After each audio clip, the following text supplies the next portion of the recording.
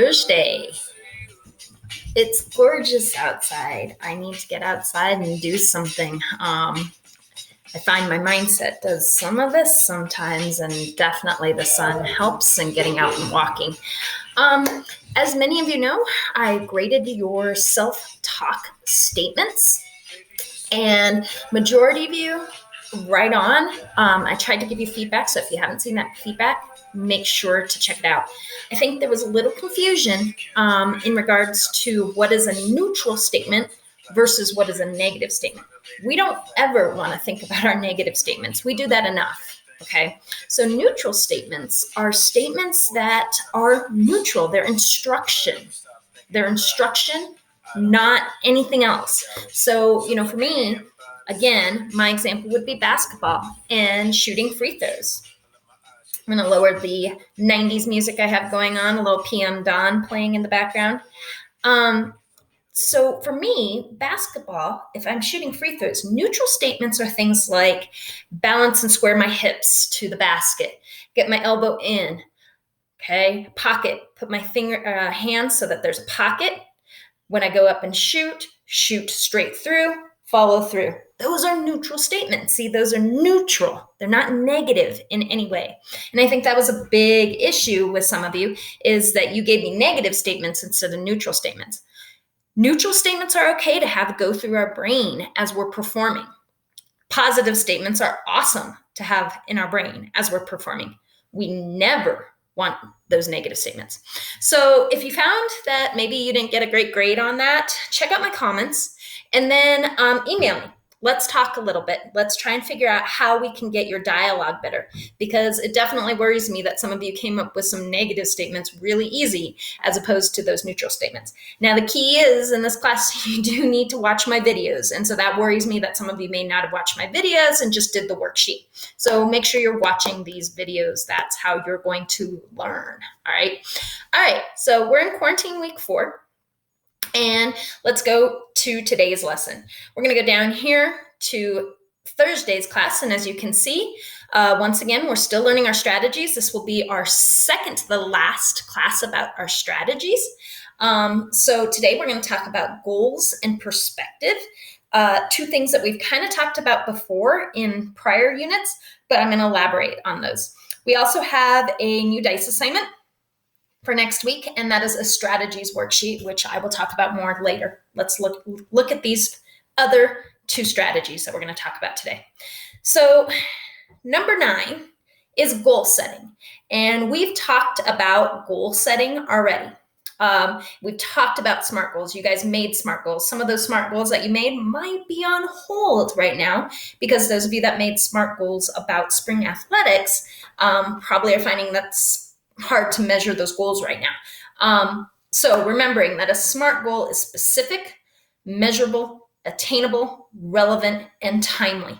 If your goals don't hit each of those categories or aren't written to make sure that they hit each of those categories, you have a goal that is not as likely to be achieved because it is not as specific as it needs to be. So I'm not going to spend much more time than that, other than just so you can get in your notes. Set goals that are lofty enough to inspire hard work, but realistic enough to provide hope of attainment. Okay, remembering baby steps is the key to a larger goal. Seek progress, not perfection. Okay, I hate the statement, practice makes perfect. Practice doesn't make perfect. Practice makes permanent. Okay, and every once in a while, when you practice, your permanent habits will be stellar. They will be at a high quality, but perfection is not what we're ever really going to achieve. We can strive for perfection, but practice is what's going to make permanent. Okay. I hate that statement. Practice makes perfect. Every time somebody uses it, I just kind of cringe. All right. And then associate with those that encourage your goals. We talked about in our last lecture, finding your support system. Associate with those people that are encouraging your goals, not questioning your goals, not putting you down. Now, you may have people that question your goals that you trust, and that's okay. That's good. Talking about goals, having discussion, having conversation about goals is good. It helps you to kind of maybe sometimes justify why you've set those goals if somebody questions. But I would only let those people that want to question my goals are those people I trust. Coaches, athletic trainers, possibly your parents, those types of things. Okay. And then, are you willing to commit to trying? Goals are great to put down, but I always say goals aren't about lip service. And what I mean by lip service is that you're just going to say it and you're not going to do it. So making sure that your goals are something that you actually are going to actually put time into, that is the key. Or else it's just something on paper. Now, I do highly suggest once you've written that SMART goal, I would put that SMART goal right on my mirror, right where I can look at it. I'm reminded every day what I'm trying to do so that I do get up and try. I had a former athlete that put her goal since her freshman year on her mirror. And that goal was to be it was a lofty goal, I will say that, was to be a McDonald's All-American. By the time she was a senior, she was a McDonald's All-American. So, every day she looked at that goal, though. That stayed on her mirror every day. Her mom would get mad at her because she wouldn't clean around that spot. And she said, Mom, I'm just not taking it off. I've got to be reminded every single day. And I don't want that tape to get old and it falls off. I just want it to stay right there. So I have to stare at it every day when I look at myself in the mirror. So set your goals, see your goals. You can't just say your goals. You've got to commit to them. The last strategy I'm going to talk to you about for this week is music. So here's the thing about music studies. How music affects us, the studies of how music can release neurotransmitters in our brain is, there are studies that show us that does happen. Releases serotonin, releases dopamine, which are good neurotransmitters. They get us pumped up. They get us feeling good. Problem is when we've studied them when it comes to sport, like playing music while you warm up. That's why we have warm-up music. We can't isolate enough of the variables to say it's making a difference, but we do know it releases neurotransmitters, so it's got to be making a difference. But we can't just study it. I can't just say, I'm going to take a team and have one team have music when they warm up and another team have no music, and I'm going to see how they perform. There's too many variables in there. There's variables like what was their warm-up? How have they been coached? What's their skill level? So there's too many variables that you can't really control for to say that music does make the difference. But we do know that music does release certain neurotransmitters. So here's the strategy. Create yourself a playlist. Create yourself a playlist of music that is your hype type of music. Doesn't matter what kind. That is very personal to you. They've done studies on, hard rock. How does that hype up people more than classical rock? Does that hype up people more than rap? And what they found is if a person prefers a certain type of music, that's going to hype them up. It's a very personal choice of what hypes you up. I've had students before that say classical music hypes them up. It gets them to the right point. Mostly it's my performers, my theater or speech and debate performers, that says it calms them. It makes them feel zen. Whereas I have, some of my athletes that are like, I need rap. That's, that is what I have to have. So it's very personal choice. Create a playlist. I would suggest that if, your warm-up time, we'll talk about a pre-competition routine next week. But I would suggest that if your warm-up time is normally about 30 minutes, you're creating an hour playlist, okay? That way that playlist is longer just in case something were to happen that you need a longer time to be listening to that music, okay? The thing about the playlist, here's the thing. You can't change it, okay? It has to be your hype up playlist. It's what gets you going every single game. So that way, when you hear the third song, and let's say the third song is System of a Down, okay? That this is where I'm at. This is the one that gets me. I'm going to go. I'm feeling it, okay? So you can't change the playlist. I would say you don't change your playlist for an entire season All right. Maybe for football season, you have one playlist. Maybe for wrestling, you have a different one. That's fine. If you're going to change and add in a song, let's say some new song comes out that really pumps you up, I would say add in that song to that playlist, that existing playlist, one at a time. I would not add more than 2 songs in a season, okay, to your playlist. That's really important because you want to predictably be in the same mental set for every single game. And if you're changing up that playlist, you don't know if you're going to predictably be in that same mental set, okay? So creating a music playlist is great. Now, here's a couple other things I need you to consider. Maybe it's you listen to this music playlist on the bus because maybe by the time you get into the locker room to change or by the time coach wants to have a pregame meeting, they don't want you to have headphones on. I don't want you to lose the sense of team by isolating yourself with music, okay? That's not the point. So if your coach says, hey, when we go out, once we have our team meeting and then we go out to warm up, you can't have headphones on, okay? This isn't the NBA. This isn't the NFL. You need to not have those headphones on. That's fine. Maybe you listen to your playlist on your drive to the school. Maybe you listen to your playlist on the bus, like I was saying. So make sure you are abiding by the rules of your team because you don't want to sacrifice your team concept for your music playlist because it is a small variable. It's a good variable, but it's a small variable in comparison to everything else, okay? So that's our 10th strategy. So what I want to kind of sum up is perspective. And we've talked about this before in Unit 1. We talked about, how are you perceiving things? And this isn't a strategy. This is a mindset. All of these strategies are to get you into a good mindset, okay? And so I have this little infographic here, nervous versus excited. We know it's the same body sensation. It's just how we perceive it. One is negative and one is positive. And the more you say that you're the negative, feeling the negative, the more you're going to believe that you're the negative.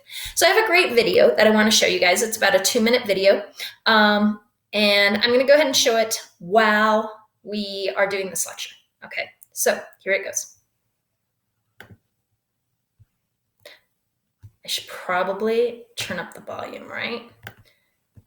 We had a meeting this morning and I had the volume down because Mr. Dupree's computer was on and my computer was on and it was just horrendously sounding.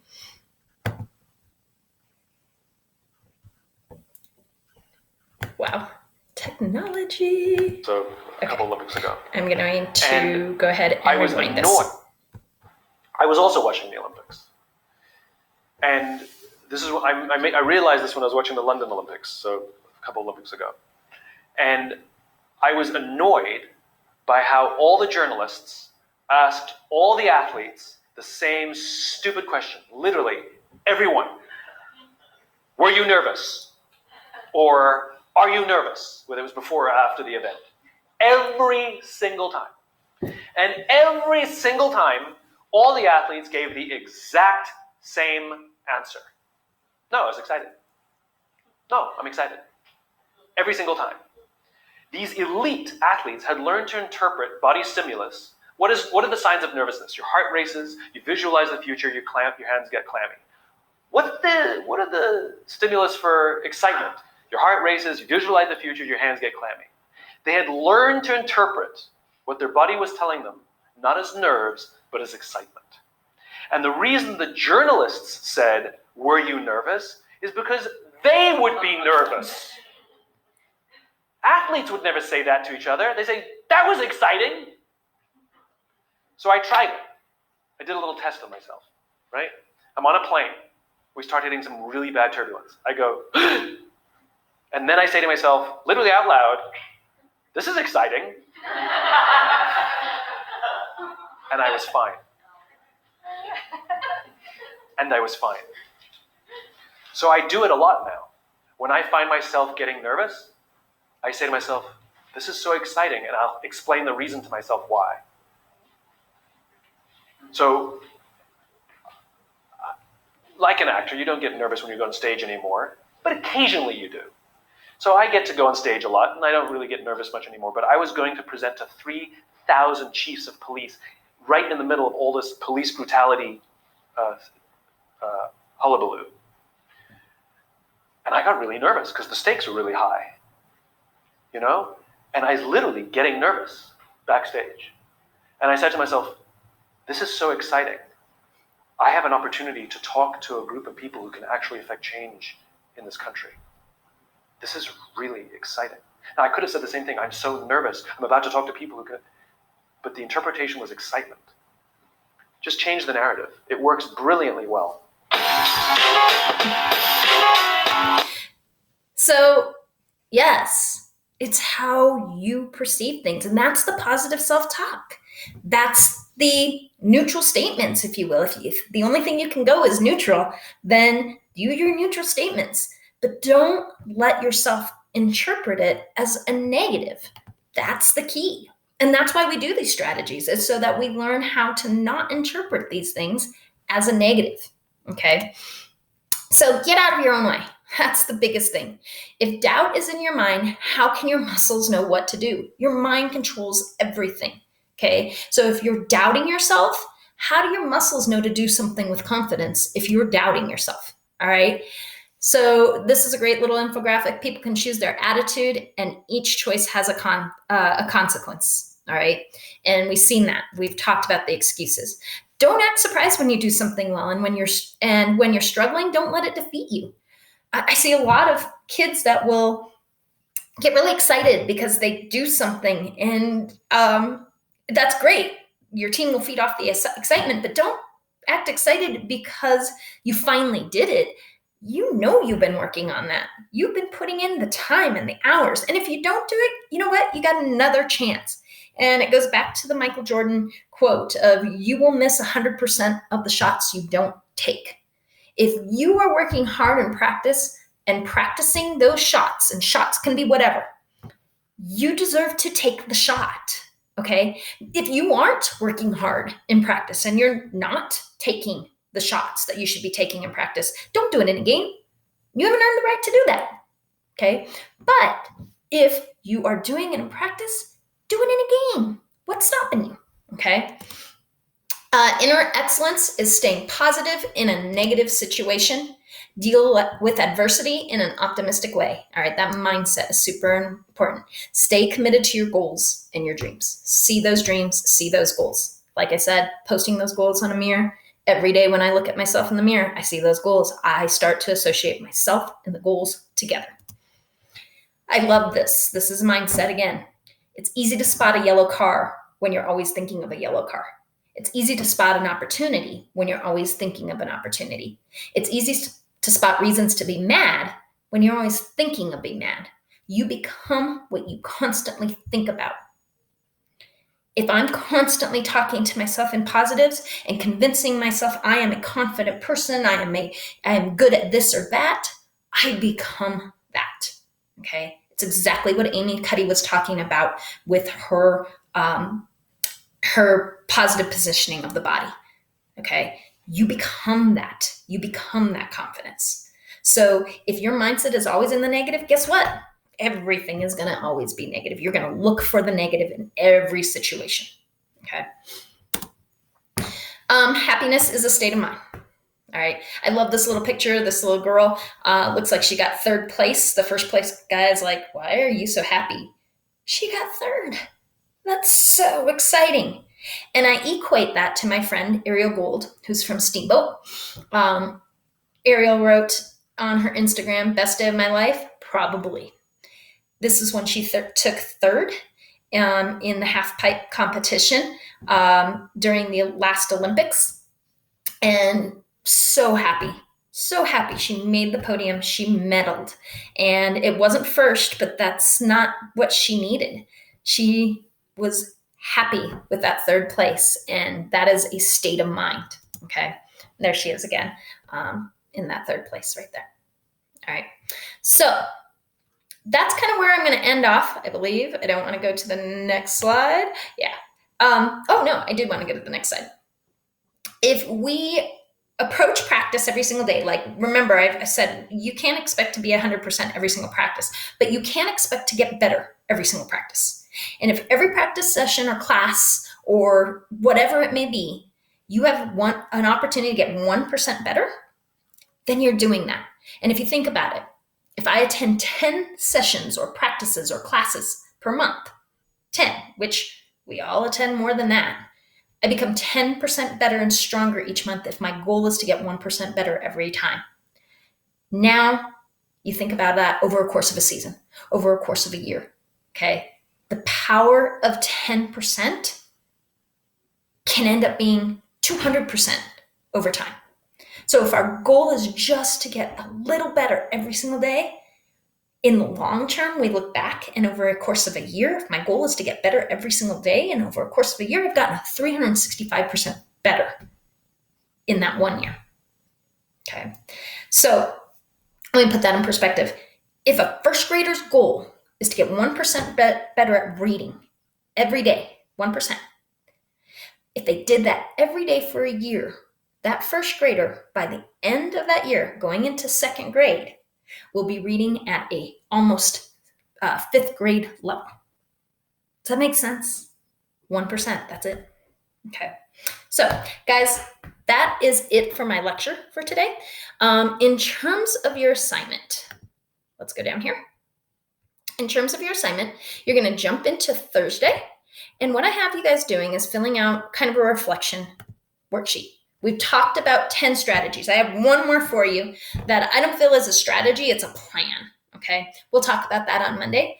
But you go into the strategy reflection sheet, and you're going to fill this out. So in the strategy reflection sheet, it says, where do you typically fall in your performances? Remember, performances can be tests, sports, stage performances. Please reflect on all of the areas of performance in your current life. Type your answers below the chart. So I gave an example.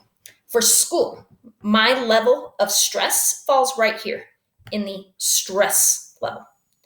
For basketball, when I was coaching, my level of stress falls right here in the stress level. If I'm doing track, let's say my level falls right here, anxiety. During high school, my anxiety level was much higher for track than basketball. I think it's because it's more of an individual type of sport. Everybody's eyes on you as opposed to a team. And then for volleyball, which was kind of my fun sport, I fell about right here. Sometimes I had a harder time getting myself hyped up as much as my teammates. You're going to do that for the categories that fit you. Obviously, if you don't do track, you're not doing that for track, okay? And you're going to write it down here. Then I want you to answer, was there a strategy presented that you currently use in your performance preparation? If yes, explain which one or those that you use and how you use it. So if there's more than one, I do want to hear what you use and how you use them. Take a look at the strategies presented. What 2 strategies would you consider using in your performance preparation? Why these 2 strategies in particular? So these are ones that you don't use. And I want you to look at 2 others that you would add into your usage. And then was there one thing in particular you feel was a good takeaway from our lecture, this whole lecture series, other than the strategies? Okay. So I will put the lecture slides in to this week so that you can see those and you can reflect on all the strategies. You also have your notes. Okay. I think that's it, guys. Oh, and if you go back into Schoology, you'll find that this assignment is due next Tuesday at 11:59 p.m.